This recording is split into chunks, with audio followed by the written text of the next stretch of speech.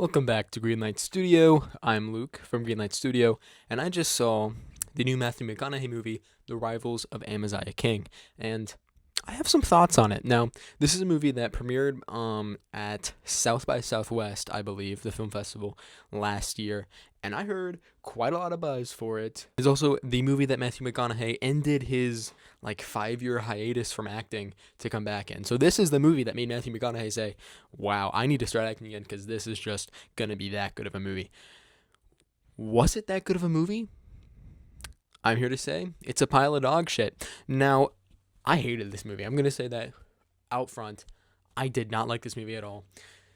At first, I was enjoying the style. This is a movie that has a good look to it. This movie looks good. The beginning was pretty cool, and I was like, okay, this has got some potential. I'm along for the ride, okay? And then this movie just falls off of a cliff and continues to get worse and worse as it goes along. Now, I am someone that really likes creativity and original storytelling and independent movies. And this movie has things about it that are very unique and very different. And it's an original story that does take risks, and it does, on a surface level, it subverts some expectations. And I like when a movie does that. But this movie does not do that well. There's not a single character in this movie that is really layered at all or just good. Not really a single good character. But the main character is, first of all, just acted pretty poorly. If I'm being completely frank, not very good acting in most of the scenes. And some of that, I don't want to hate. I don't know this actress. I don't want to hate on her. A lot of it is the writing because there is some bad dialogue. And I'm sure some of it is, the direction. There's other things that go into that, and I'm not just gonna flame this actress. Maybe she'll be in some future projects that I'll see, and she'll be really good. Okay, but wow, this movie, wow, not that great. There's just some moments that are laugh out loud, and trust me, that is not intentional. Beyond that, the structure of this movie is kind of bad. The beginning of this movie has this kind of shocking and violent scene, and you think the rest of the movie is going to be like that, but it's not. And that scene, I was like, oh wow, this is kind of interesting. Let's see where this goes. But that specific plot that the movie basically opens with, that goes absolutely nowhere.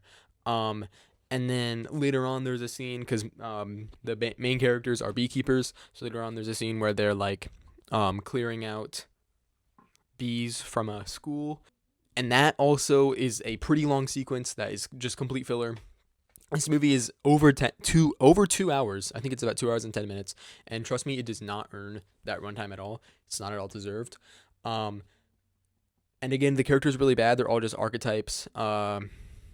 And there's some, I think, attempts at humor that are just downright cringe. I just need to talk about the stupid ass bees in this movie. I knew this movie was about a beekeeper, and actually thought that was pretty interesting. And at first, just the way that Matthew McConaughey loves his bees, I was like, all right, this could be cute. They're diving into a niche and showing a passion for bees, and I thought this movie would be self-aware enough to realize, yes, that is kind of goofy that this guy loves his bees so much, and that this movie is so passionate about beekeeping.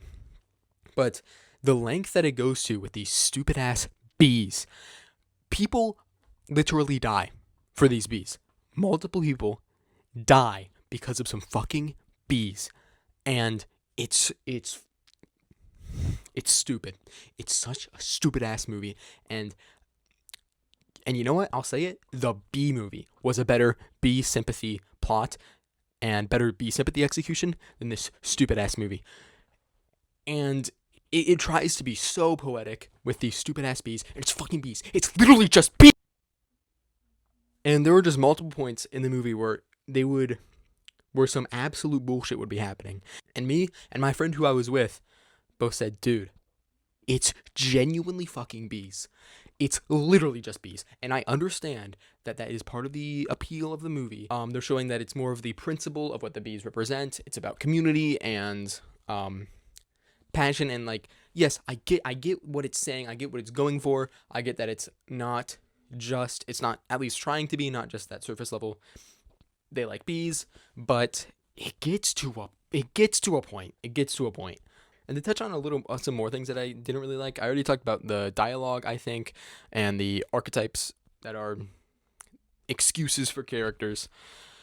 But it's just kind of like a really corny movie to sit through, especially at this ending, which I won't spoil, but it tries to be super poetic and it's not at all deserved, and I'll go into that a little bit later. But the movie is focused on a very redneck community, and Matthew McConaughey is a very redneck, folksy character, who's I saw this on Letterboxd described as stomp clap slop for millennials, and I think that is just the perfect way of describing it. And at first, it felt like it was being self-aware enough to like kind of in a lighthearted way make fun of that lifestyle, because Matthew McConaughey is also very religious, and I'm not going to say that there's anything wrong with that, but it seems like it's going absurd enough for it to be played as a joke, right? Like Matthew McConaughey is like there's a running joke where Matthew McConaughey doesn't curse or hates cursing because he's that religious, and he's like, "Oh, you made me curse. I accidentally said fuck," or "Oh, don't you dare say fuck," because he's so religious.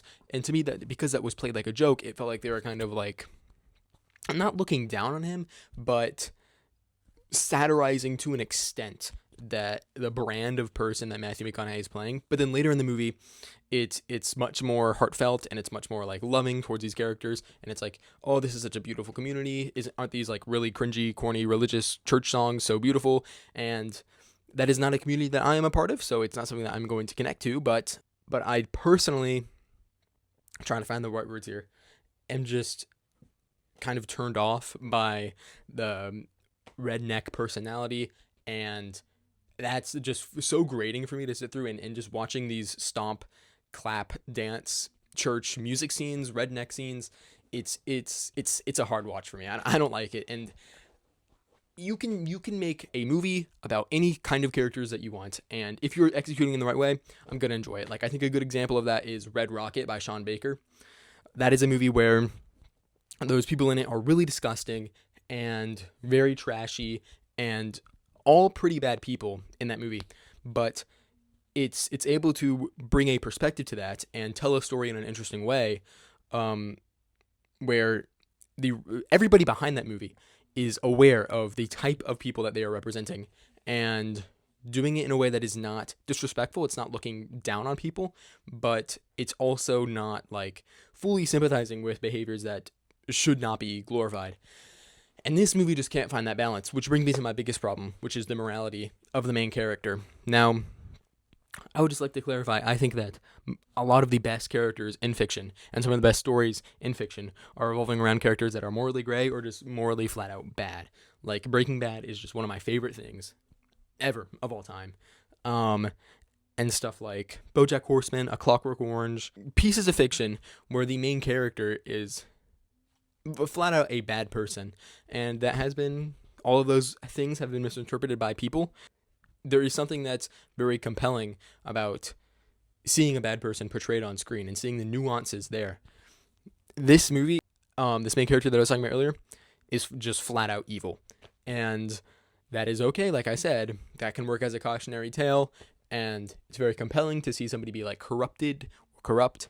But this movie does not portray it as that. And I don't know what the intention was writing it, but the way that this movie is executed, it paints all of these very evil actions as victorious, right? And the ending of this movie was also portrayed as a victorious ending. And all of the evil things that this character does is glorified and shown as a win. And that is partly because of, it's kind of an eat the rich movie, right? Kurt Russell plays this rich villain character. Kurt Russell is the rival of Amaziah King. And I can get down with an Eat the Rich story, right? That trope is very overplayed now because there's been so many Eat the Rich movies.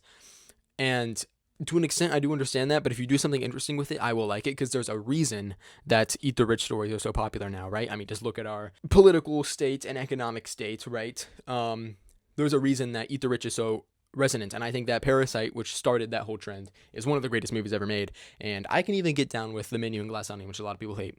This movie also tries to do that, but man, it does it so poorly, because usually you portray these rich people as insufferable or really bad, selfish people. In this movie, I had really nothing but sympathy for Kurt Russell's character, and that is purely the fault of the movie. and I was just hating everything that this main character was doing, and honestly appalled by it, and not in a way that it felt like it should have been. And maybe this movie did. Maybe the director was like, I want the audience to be fully appalled by this main character the entire time.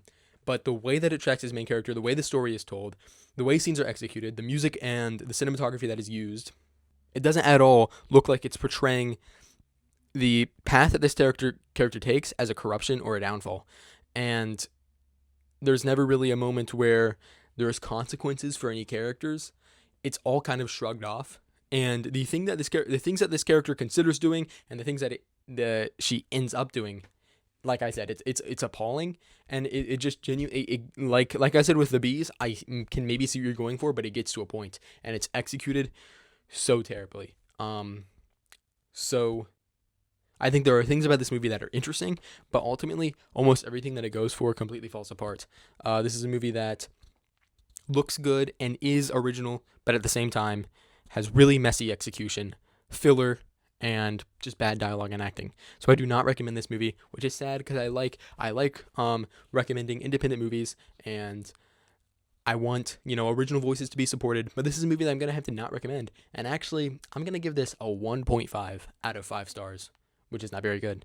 That is my Rivals of Amziah King review, and let me think of an outro.